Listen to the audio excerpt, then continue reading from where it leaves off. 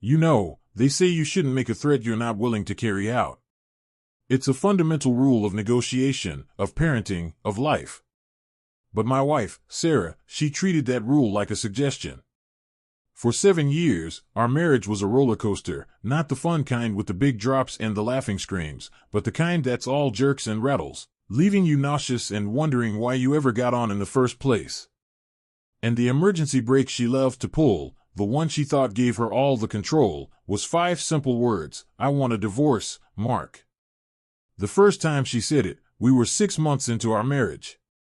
I'd forgotten to pick up my dry cleaning, which apparently included the shirt she wanted me to wear to her cousin's dinner. It wasn't a fight, it was a minor irritation, at least to me. But to her, it was a capital offense. Her voice went cold, her eyes narrowed, and she said it. That's it. I can't do this. I want a divorce. I was devastated. I spent the next 3 days apologizing, groveling, buying flowers, promising to be more attentive, to be a better husband. She relented, of course.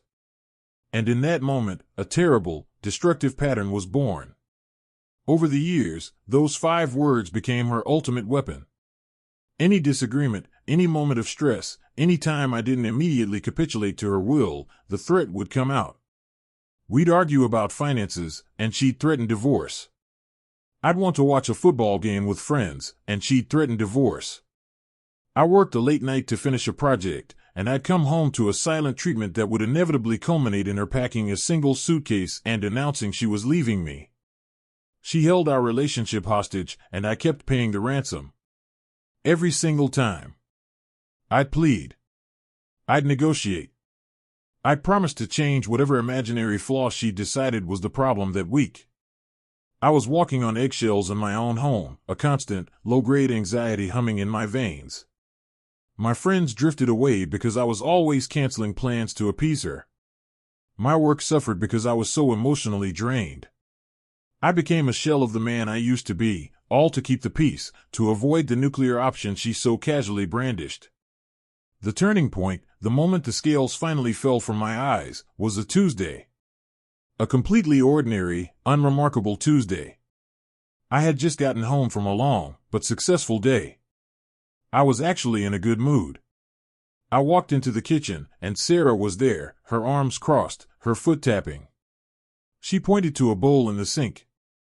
You left your breakfast bowl this morning. After I specifically asked you to rinse your dishes. It's like you don't respect me or this household at all. I was tired. I didn't have the energy for a fight. I just said, calmly, Sarah, I was running late. I'll wash it now. It's just a bowl. That was it. That was the match. Her face contorted. It's not just a bowl, Mark. It's everything. It's your constant, selfish disregard for my feelings. I am done. I am so done. I want a divorce. I mean it this time. And something in me just broke. Not in a sad way, but in a final, decisive way. It was like a circuit that had been overloaded for years finally fried. The constant fear, the anxiety, the desperation, it just vanished. In its place was a cold, clear, and absolute certainty. I looked at her, at the dramatic tears welling in her eyes, at the set of her jaw that expected my usual surrender. And I didn't say a word. I turned, walked out of the kitchen, and went upstairs. I went into our walk-in closet, pulled her largest suitcase from the top shelf, and set it on the bed. I started with her dresses, the expensive ones she loved to wear to parties to show off. I moved to her blouses, her pants, her shoes. I was methodical, calm, almost robotic. I didn't throw anything, I just packed. I filled that suitcase with a curated selection of her life, the life she was so eager to threaten leaving. She followed me upstairs, her voice shrill now. What are you doing? What is this, Mark? Are you having a tantrum? I still didn't answer. I zipped the suitcase closed, the sound definitive and final. I turned to face her. Her expression had shifted from anger to confusion, and the first flicker of genuine fear.